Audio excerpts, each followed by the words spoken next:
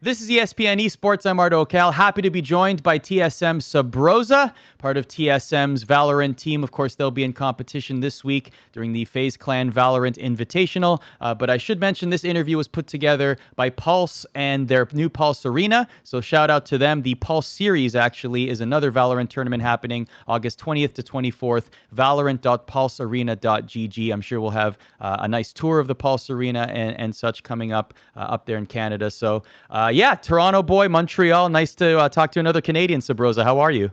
I'm doing good. How are you? I am fantastic. Let's get this right out of the way. When are you fighting Zoms? I When knew is that this question was happening? coming. Honestly, I don't know if it will ever happen for sure because it's just friendly banter, really. Like I'm friend with half the Sentinels team. I played CS:GO with them. I don't really know the new people like Sinatra, Zums, and all that, but it's all fun and games. Like I talked to Dapper, he's a troll. I'm like kind of a troll too, so like I had to hop in the little beef we had on Twitter. Okay, you're pulling the curtain a little too much here, so I'm going to pull it back so that we Go can ahead. just all believe that this fight is going Oh to yeah, yeah, happen. yeah, Because yeah, Twitter yeah, loves it, okay? yeah, 100%, 100%. Okay, Valorant so needed it. is this going to be free on YouTube? Are you going to make it pay-per-view? What do you think? We'll make people pay for it. If people really Okay. want it, we'll make people pay for it. Are you scared that he's deadlifting 300 pounds? I'm scared that he'll break his back doing it, but hey, don't hey. I used to go to the gym when I was young. Don't get me back in the gym. You don't want that. You don't want that. Wardell can help, right? True, true, true. Are you going to make a championship belt like the Valorant boxing Have championship? to. We have to. We Right? have to. Okay.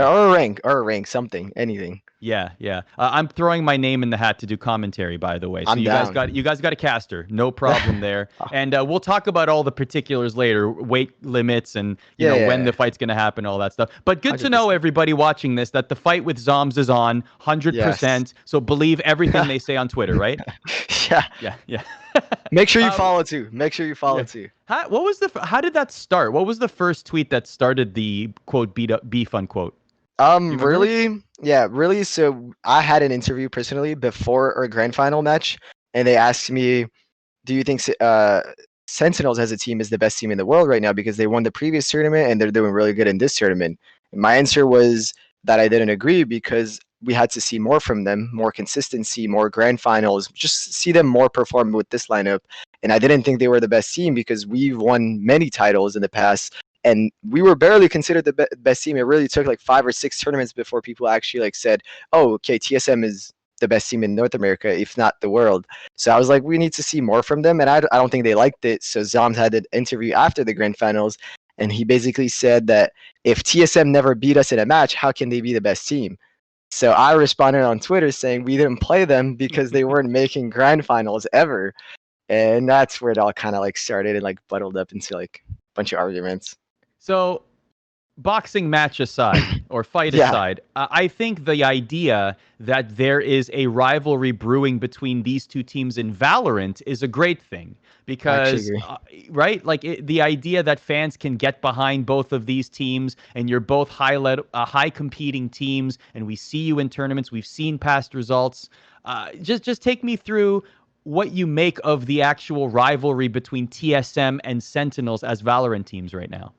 Well, I agree with you 100%. I think the Valorant scene in general need those kind of rivalry. If we're talking viewership, that's good for it too. But it's also good for like it's a new game. The players need motivation to like grind, come up with new things, and it just motivates everyone to like like show up and actually show what they can do, right? It's like it's boring when everyone's just friends and like GGs and all that. Like in the CS:GO, I come from CS:GO, and there was a lot of rivalry back then, like Astralis, Liquid. When North America had Liquid at first place one time, and then they were complaining about Astralis, complaining about Navi, complaining about this. Fnatic had a lot of beef with other teams, and it was always like so exciting to watch. So I think having that early in the Valorant scene is just gonna help like everything. With the amount of CS:GO players that are in Valorant in top teams, are you surprised that it has been relatively timid so far in the competitive scene? I'd say it's because the people that switched from CS to Valorant weren't the tier 1 pros, the ones like actually triggering beefs. Like, the tier 1 pros were mostly the ones talking, I'd say.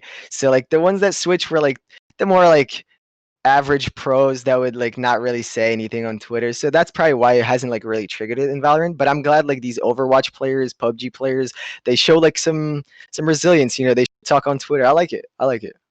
So let's talk about the matchups themselves. So the most recent results, certainly everyone has seen that Sentinels have gotten the upper hand. They seem to be a very aggressive team, Mhm. very exciting team to watch, and the series are fun to watch as well. But from your point of view, when you look back on those series, whether it's the what is it, the 30 bomb GG Cup, the one before that as well, the matchups against Sentinels, what do you attribute those losses to? I'd say we didn't adapt fast enough for sure. For example, like we scrim against every other team in North America, but we don't really scrim against Sentinels. So when we did actually start playing them in matches, I think we played them twice in the same tournament. We did not adapt at all. Like the first time we played them, they really had a clean win against us. And we did not have like a response to their, like you said, aggressive play, which I agree. Like they really get you off guard with those 3-man plays. Even on CT, they're really aggro. So we did not adapt fast enough, and they took like a big lead on us, and it kind of hurt our confidence, and we thought it was like kind of our kryptonite. So we would come into the next match already like defeated in a sense. But right now we like reviewed the demo, we rewatched it, we kind of like look at their play style, we changed their comp a little bit to match theirs, and I think we'll be ready for the next time for sure. But I'd say like the plays that got us off guard is what like give them the win for sure. I know there's a very special circumstance going into the FaZe tournament. That's, of course, being a new agent, and I'll mention Mhm. that in a second. But even before then, how confident is TSM in terms of going into this weekend facing all the other top teams in another major Ignition Series tournament?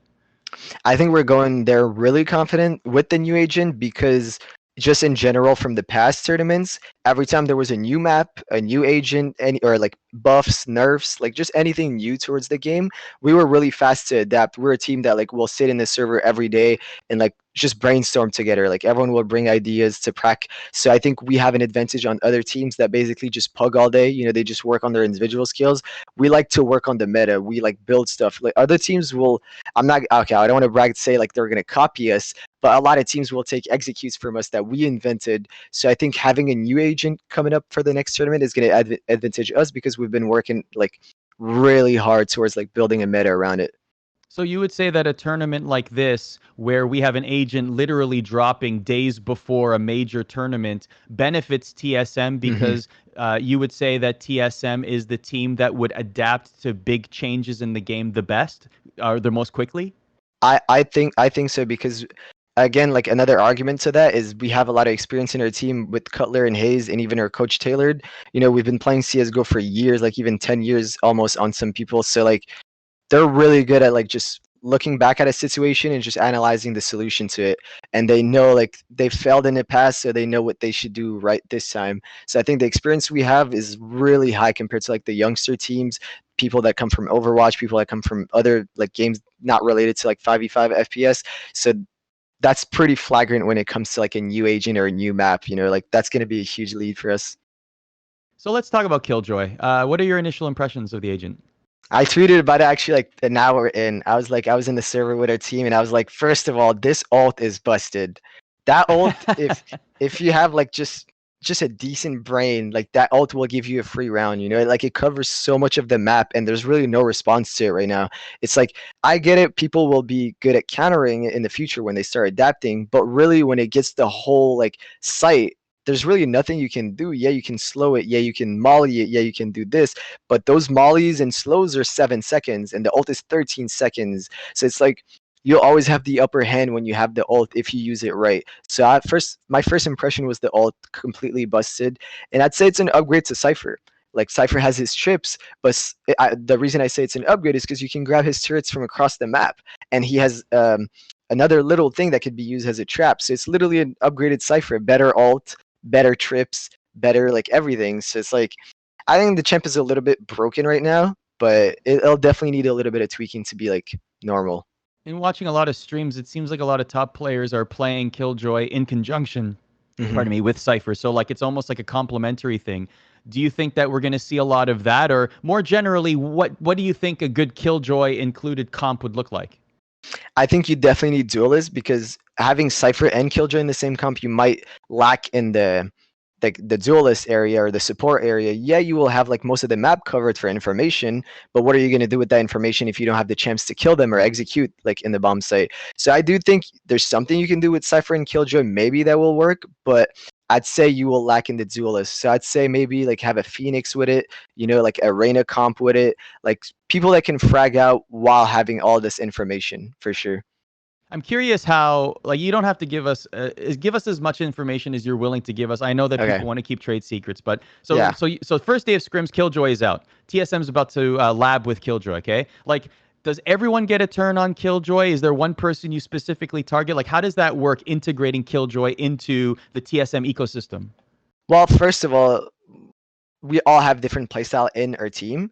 So, and we have like Cutler on Cypher already. And like I said earlier, it's like an upgrade to Cypher. So it's Okay. a similar champ, and he's already played it since the game came out. So it was pretty obvious to us that Cutler had to play it. If we were going to replace Cypher for Killjoy, I'm not saying we will. I'm not going to tell any secret, but if we were to replace like a Cypher champ for Killjoy, it would definitely be Cutler because he's used to champs like that, gather information, trip or flank, I think it just suits him well, like his play style. And we have people that are aggressive like me, Drone, and Wardell with the ops. So it doesn't suit us that well because we don't have like the abilities to like play make, for example.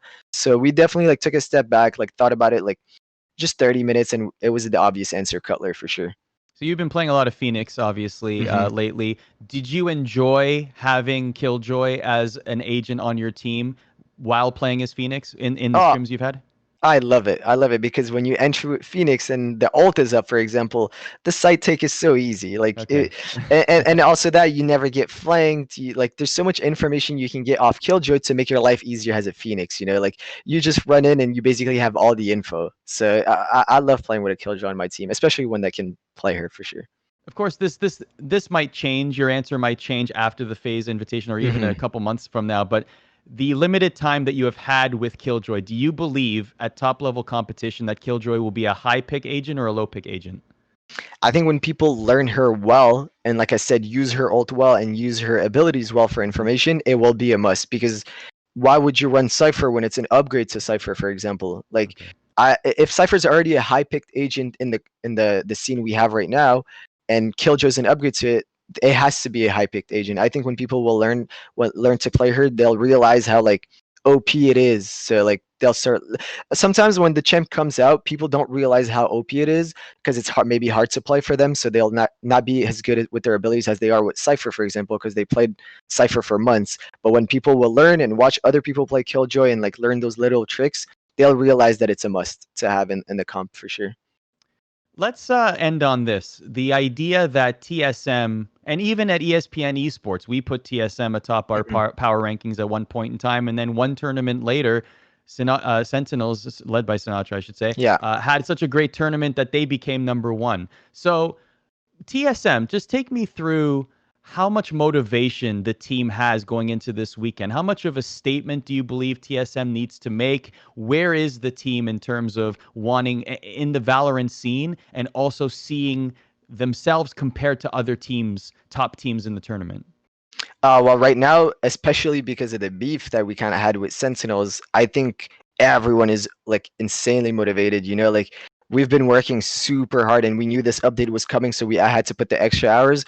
So with that loss that we had to take a step back. We changed some of the roles, and everyone like instantly had a boost of confidence, a boost of motivation, and like it's like it's like we just started playing the game. Like we have the drive that like when the Valorant came out and we were like playing all day long. We have this drive right now because we want to prove people wrong, prove the people that say Sentinels is the best team wrong. So like, first of all, I just want to put it out there. Like I agree that Sentinels played really well and they deserve the title right now. I'm not taking like any credit for them, but we're here to take it, and we're like more than motivated for it for sure. So it's interesting that even the team recognizes that, you know what, maybe we lost a step here, but Mm-hmm. we're ready to take it back. So that's definitely a big motivator, right? 100%, 100%. Especially when we have people like the players we have. Like obviously no one likes losing, but the motivation on this team is super high. I've been on different teams like in my past in CS:GO, and sometimes when people take losses, they just take a step back and that's it. Like there's no going forward after. It's just demotivation and stuff like that. But with this team, everyone's more than willing to put in the time. So the FaZe Clan Invitational is going to happen starting August 6th. Another team we're obviously going to see is FaZe Clan, and I think now we know at least what the full team is going to look like. Yeah. Going back to your previous comments about interesting to see Overwatch League players versus CS players. Well, FaZe Clan is predominantly Overwatch League players. So I know this conversation happens a lot of where the best Valorant players will Yeah. come from and etc. What do you make of FaZe Clan and the composition of their team and the fact that they're all former except for Marv, Except all for Marv, yeah. former Overwatch League stars? I'm I'm gonna be honest. I'm honestly impressed. Like I did not expect a lot. Like obviously, take it as you want it. Maybe it's mean to say I did not expect much from like Overwatch players, but to see them progress really fast, and I'm really impressed by Corey's fragging abilities. I'm impressed by Baby Bay and like all those like people that I didn't know about. Like, and I heard some of them barely played CS or not even at all. So that's like to pick up a game and like learn it really fast and put in the time. I'm really impressed. And obviously, Marv come from CS:GO. I was a good friend with him. I used to play CS:GO with him, so I knew he'd be really good at this game. You know, he's like that type of guy that has the mechanical skills. So all really that's left is just to learn the abilities, and he did it pretty well. So the one thing I would say is I'm really impressed by them. Really. So I do want to give a shout out again to Pulse Series. That's happening August 20th to 24th. They're the reason we're able to speak with Subroza today. They're the one that organized the interview. It seems like we're getting a lot of quality tournaments Yeah. every week, whether they have big prize pools or not. What is the philosophy for TSM? It seems like you guys are very active. Some teams choose not to play in every single tournament. Yeah. TSM seems to be participating in as many tournaments as they can. What is the reasoning behind that?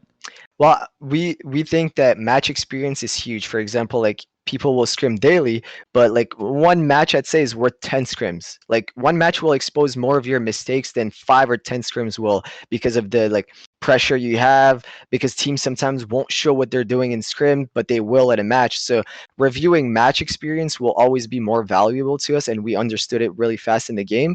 But also because I think this game is just adjustment and just constantly creating. So playing more tournaments won't affect us because we're constantly just like inventing stuff, inventing setups, inventing execute, changing our comps. You know, like I think just people that are missing out on this experience that they have are just coming to those big tournaments and kind of like bombing out at the groups. For example, I don't want to shit talk T1, for example, that hasn't been playing in those smaller tournaments because I think they had their academy play in it. Well, it kind of hurt them when they played those big tournaments. We saw them like not make the grand finals, but like everyone expected that all-star lineup to make it, right?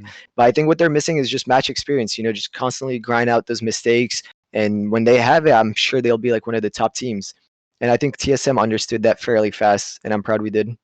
So Pulse Series happening August 20th to 24th, valorant.pulsearena.gg. The FaZe Clan tournament is the next one happening this weekend. My last question for you is this. As a Canadian, grew up, born and raised in Canada, you as well, proud Yes. Canadian, love seeing the amount of top Canadian talent in Valorant. So my question to you is, I know that, you know, you're not an all-Canadian team here, but if you were to compare the level of talent that is coming through each individual country around the world, in particular Canada and the USA, where would you say Canada ranks in terms of talent in Valorant compared to the rest of the world? And why would Canada win a Valorant World Cup if it were to happen? I definitely think Canada is number one, but just because of the ratio. It's not even being BAs. Like you take. It's a loaded question, but I'm glad you answered it that way. I mean, you take Genji for example. They're an all-Canadian lineup and they've had really good placing. You take Immortals, their star player Kohler is Canadian. You take T1, AZK is Canadian. You take us for example. There's me and Wardell. Like every team has their Canadian, and if you look at the ratio of like, let's say the top 20 players, like 10 of them are Canadian. That's 50%, and then the other 50% is not all US. There's gonna be different countries. So I'd say that's why I'd rank Canada definitely number one. And there's definitely the reason I think Canada would win like a World Cup, for example, like if it was just countries by countries, is because a lot of the Canadians are star players. Like take Tense for example, he's single-handedly carrying Cloud9. He's Canada. Wardell with the operator is just carrying with the repping the Toronto set, right? And you know, I think you could make a great lineup with the Canadians for sure. So if and when Canada wins a future Valorant World Cup, are you going to make a championship belt, Canadian flag, Valorant World Champions, holding And it a high little in bit the of maple syrup. Yeah, a little bit of maple syrup somewhere, like the logo. For sure. Perfect. Subroza of TSM joining us here, a great Valorant player. Of course, they'll be in action this weekend at the FaZe Clan Valorant Invitational. Subroza, great interview, man. Thanks for your time. Thanks for your time as well, man.